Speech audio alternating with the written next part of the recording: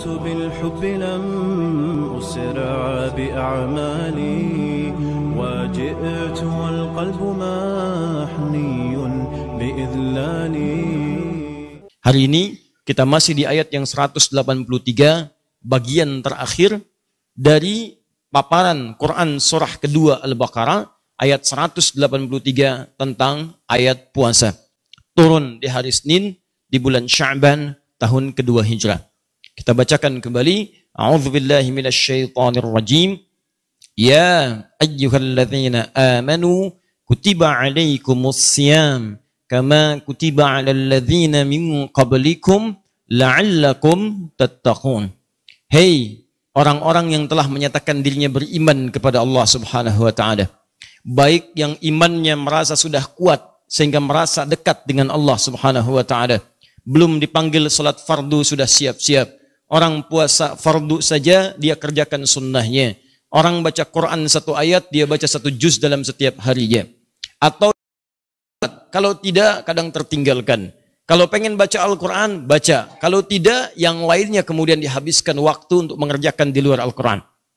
Maka kata Allah, saya ingatkan, saya kuatkan, ayyuha, saya kuatkan pada kalian, saya ingatkan, saya akan berikan informasi satu ibadah yang saya wajibkan pada kalian, yang dengan mengerjakan ibadah itu, yang imannya kuat akan semakin lekat denganku, yang imannya menengah semakin aku kuatkan kemudian, yang imannya kemudian bahkan menengah pun aku akan dekatkan denganku. Dalam saat yang bersamaan, semua diberikan peluang yang sama. Apa itu amalannya ya Allah? Kutiba alaikumus syiyam. Mulai detik ini, aku akan wajibkan pada kalian untuk menunaikan ibadah puasa. As-syiyam. Puasa ini bukan puasa biasa. Bukan sekedar menahan dengan bahasa saum ketika diungkapkan. Bukan menahan biasa, tapi puasa yang ada aturannya, puasa yang ada ketentuannya, puasa yang ada keistimewaannya. Ya Allah, apakah kami saja yang puasa? Tidak. Kalian harus buktikan lebih baik daripada orang-orang yang pernah puasa sebelum kalian. Kama kutiba 'alal ladzina min qablikum. Sebelum kalian pun ada yang puasa. Jadi kalian akan merasa ringan karena ada persaingan dalam ibadah. Buktikan kalian lebih baik dibanding umat-umat sebelumnya. La'allakum tattaqun, aku siapkan ibadah puasa ini supaya kalian bisa meningkatkan takwa kepadaku. La'allakum, tapi ingat tidak semua yang puasa itu akan mendapatkan nilai takwa di sisiku kecuali orang yang sungguh-sungguh dan serius dalam menunaikannya. Tattaqun, ya Allah, seperti apa gambaran orang yang sungguh-sungguh, yang serius berhasil meraih derajat takwa itu? Itulah yang coba kita jawab dengan menjelaskan bagian terakhir di ayat ini dengan kalimat tattaqun. Tujuan puasa adalah agar Allah memberikan kesempatan kepada setiap hamba untuk meningkatkan takwanya di hadapan Allah. Namun tidak setiap orang yang puasa bisa meningkat takwanya, kecuali orang yang sungguh-sungguh atau serius menjalani setiap tahapan dari ibadah puasanya. Yang kemarin telah kita tuliskan sebagiannya. Ya, apa di antaranya? Ada salat. Dzalikal kitabu la raiba fihi hudal lil muttaqin. Siapa orang takwa? Alladzina yu'minuna bil ghaib wa yuqimunas shalah. Ma razaqnahum yunfiqun, infaq. Walladzina yu'minuna bima unzila ilaika. Unzila ilaika itu Al-Qur'an. Maka orang takwa akan senantiasa berinteraksi dengan Al-Quran. Nah, ini dia poinnya. Terus sampai wabil akhirati hum yuqinun. Keluarkan lagi rinciannya. Nanti banyak ayat-ayat Quran menjelaskan tentang amalan-amalan takwa dan detailnya akan disampaikan dan diamalkan oleh Nabi SAW. Itu yang coba kita siapkan sebelum Ramadan. Nanti ini di pertemuan berikutnya kita detailkan. Karena kalau sholat apa saja yang dikerjakan Nabi. Kalau ada infak, seperti apa jenis infaknya? Kemarin baru kita sampaikan 5 kan? Baik, yang ini Al-Quran ada berapa jenis berinteraksi dengan Al-Quran? Karena Anda akan temukan saat Ramadan minimalnya ada 3 kategori orang berinteraksi dengan Al-Quran. Ada yang cuma baca, kan? Berkelompok, bapak-bapak habis subuh bikin kelompok baca Quran, ibu-ibu ba'da tarawih ngumpul-ngumpul, kan? Baik, pengen menyelesaikan hataman Quran, kan? Hataman Quran. Ya, ada yang sekali hatam, 2 kali hatam, 3 kali hatam. Ada yang mencoba menggali tafsirnya. Ya, selama ini baca Quran cuma nggak paham isinya. Saya mau pengen selama Ramadan paham aja dulu juz amma baca terjemahannya. Nah, mana yang paling utama antara baca dengan tilawah dengan memahami isinya? Ada lagi yang pasang target untuk menghafal Quran selama Ramadan. Saya pengen ngapalin. Minimal saya hafal 1 juz. Ada yang 2 juz, ada yang 30 juz selama Ramadan. Mana di antara ini yang paling utama? Karena Nabi pun saat Ramadan itu membaca Al-Quran. Nabi saat Ramadan memahami isi Al-Quran. Dan Nabi saat Ramadan bermurajaah Al-Quran. Dan bahkan setahun sebelum wafatnya atau di hari akhir wafatnya, di tahun itu Nabi bermurajaah sampai dengan 2 kali khatam Al-Quran. Nabi aja Ramadan khatam Quran minimal sekali. Masa ente yang bukan Nabi nggak khatam Quran? Nabi yang sudah terjamin Firdausnya khatam Quran. Kita yang belum jelas baru cita-cita surga Firdaus. Nama Firdaus, ya. Kelakuan beda misalnya. Ya. Saya nggak sanggup mengatakan yang lain itu. Ya, konon kan antara pejabat dengan penjahat tipis gitu bedanya kan. Ya. Dah, sini. Nah, teman-teman kembali lagi ke sini. Jadi, sekarang kita turunkan nih. Kita mau masuk ke sini. Ya, kita belum bedah nih, ingat. Kita belum bedah ini, apa saja detailnya. Karena nanti baru selesai ini, kita selesaikan ayat tuntas, baru kita masuk kurikulum. Nah, sekarang persoalannya, Ustadz, kita sudah tahu nih sholat. Jadi, begitu masuk Ramadan, sholat tingkatkan. Jenisnya tambah, bukan cuma yang fardu, sunnah kerjakan. Karena itu saat Ramadan kita akan dipaksa oleh Allah melalui perintah Rasulullah untuk mengaktifkan amalan-amalan sunnah. Bahkan perasaan kita ditingkatkan oleh Allah. Seperti saya tekankan pekan lalu, perasaan kita tuh dibuat beda. Makanya saat Ramadan jangankan sholat fardu, Anda ketinggalan sunnah bisa gelisah. Makanya kalau ada di bulan Ramadan, Anda nggak semangat menunaikan ibadah sunnah, ada yang salah dengan hati Anda. Tolong catat kalimat saya ini ya. Di bulan Ramadan itu, jangankan iman yang paling kuat, iman yang paling lemah saja oleh Allah, ditanamkan semangat kuat untuk ibadah. Khususnya malam pertama tuh, semua orang akan datang. Semua akan datang. Jadi kalau Anda nanti saat Ramadan, maaf ya, ada satu perasaan yang kurang untuk mengejar ibadah sunnah, ini berarti ada persoalan dalam hati Anda. Kalau Anda malas mengerjakan yang fardu, lampu merah itu. Lampu merah, itu sangat bahaya. Karena boleh jadi, mohon maaf, orang belum tentu mendapatkan Ramadan karena dianggap oleh Allah amalannya sudah baik. Kita dikasih Ramadan untuk mengampuni dosa kita. Saat diberikan kesempatan, Anda masih belum mau tobat. Anda mau dikasih Ramadan berapa kali lagi? Saya sampai pagi tadi, itu masih terhubung ke Christchurch, yang di New Zealand. Saya melakukan komunikasi dengan, alhamdulillah, saudara kita yang kemarin terkena korban tembakan itu, dan dioperasi, telah tuntas, alhamdulillah berhasil, dan tadi sudah bisa ngobrol. Kita ngobrol pagi tadi. Ya, pagi tadi kita ngobrol, dan hari sebelumnya saya ngobrol dengan salah seorang ibu yang suaminya juga menjadi insya Allah syahid ya di hadapan Allah Subhanahu Wa Taala.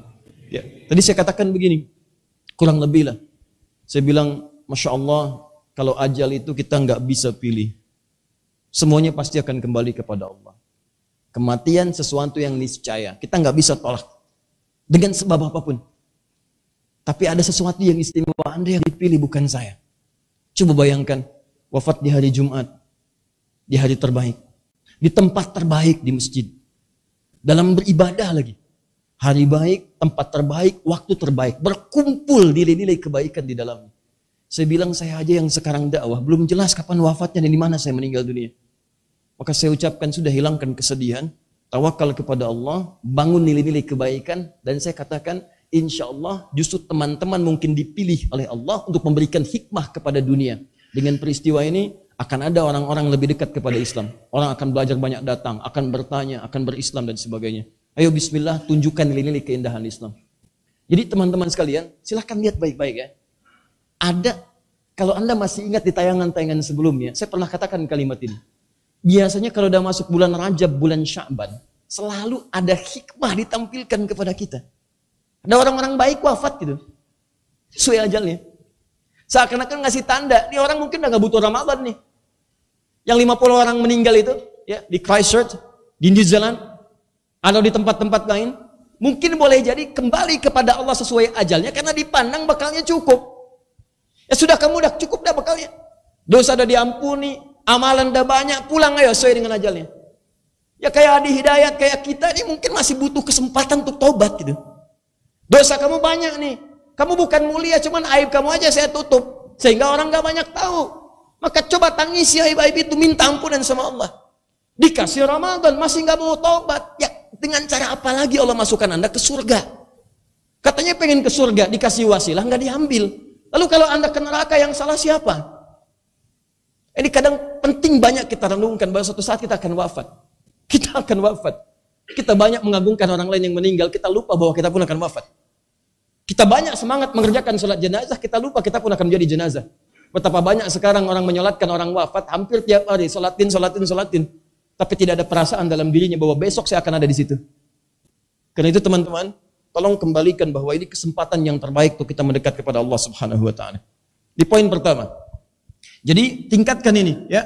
Mulai bangun sekarang persiapan. Sebab kalau nggak disiapkan sekarang, nanti saat masuk Ramadan hambar. Sama kayak orang mau umrah dan haji, butuh persiapan. Kata Allah sebelum berangkat ke Mekah sana, kamu latihan dulu. Bukan saat di sana baru sadar. Ya, tidak sedikit orang berangkat ke sana tuh di sananya baru sadar. Lupa Quran surah kedua ayat 197. Ya kata Allah, al-hajju ashhurum ma'lumat. Faman farada fihinna al-hajja fala rafatha wala fusuqa wala jidala fil hajj wa ma taf'alu min khairin ya'lamhu Allah wa tazawwadu fa inna khairaz zadi taqwa. Haji itu telah ditetapkan kapan berangkatnya, kapan persiapannya, kapan kamu kemudian menyiapkan untuk berangkat. Tapi kalau kamu sudah punya persiapan, siap bekalnya, siap mentalnya, maka sebelum berangkat, kata Allah, berbekal dulu. Bekal pertama, ingat-ingat ya, kata Allah, tidak mudah saat kamu akan ada di sana. Fala rafatha, nanti kalau udah nyampe sana, jangan berkata-kata kotor. Cara memahami ayat ini, akan ada di sana nanti kejadian-kejadian yang membuat kamu itu terdorong berkata kotor. Orang kumpul banyak, tiba-tiba lagi tawaf, ya padatnya luar biasa. Samping kanan hitam, samping kiri orang besar, kejepit tiba-tiba. Ya, begitu kejepit sama yang hitam, gak keluar kata-kata yang tidak menyenangkan. Non sia hidung. Misalnya, yang paling aneh, yang dicela pun gak tahu kalimatnya apa. Yang satu pakai bahasa Sunda, satu pakai bahasa Afrika. Kan dua-duanya gak ada manfaatnya. Rafas. Wala fusuqa, jangan berbuat yang menyimpang. Orang tawaf, dia bawa gunting. Subhanallah, depan kemudian kiswah, gunting. Itu kan fusuk. Wala jidal, jangan banyak bertengkar saat haji. Ayo coba lihat, berapa banyak keluarga yang nyampe sana cuma bertengkar kerjaannya. Berapa banyak suami istri nyampe sana cuma ribut nyampe ke Mekah. Kalau di Mekah aja ribut, di mana lagi Anda mendapatkan ketentraman di muka bumi ini? Coba lihat. Wa tazawwadu, silahkan cari bekal kata Allah. Wa ma taf'alu min khairi ya'lamullah, kerjakan yang baik-baik. Wa tazawwadu fa inna khairaz zadi taqwa. Berbekal sebelum berangkat, bekal takwa, kumpulin takwa. Sama persis. Rukun Islam yang keempat, puasa. Sebelum masuk Ramadan, berbekal dulu supaya siap nyampe sana. Yang kelimanya haji umrah, sebelum berangkat siap-siap dulu. Makanya kalau orangnya sebelum haji, sebelum umrah, rajin sholat, tahajud bangun, rajin baca Quran, auranya sudah nampak. Begitu nyampe di Mekah yang dipengenin cuma sholat, baca Quran. Itu. Jadi kalau orang nggak punya persiapan nyampe sana, yang dikejar kurma, gamis lagi, mall lagi. Alhamdulillah, Allah memberikan kelapangan pada saya. Hari ini sholatnya begitu lapang di mall. Kan di masjid jauh-jauh nyampe sana, sholatnya di batas mall, dikirain batas masjid, kasih garis merah. Sama persis puasa, kumpulkan. Begitu masuk ke Ramadan, maka kita sudah siap. Anda hadir di dalam Ramadan. Dan siapnya itu, karena angkat sungguh-sungguh, Anda pertahankan itu. Sampai akhir Ramadan.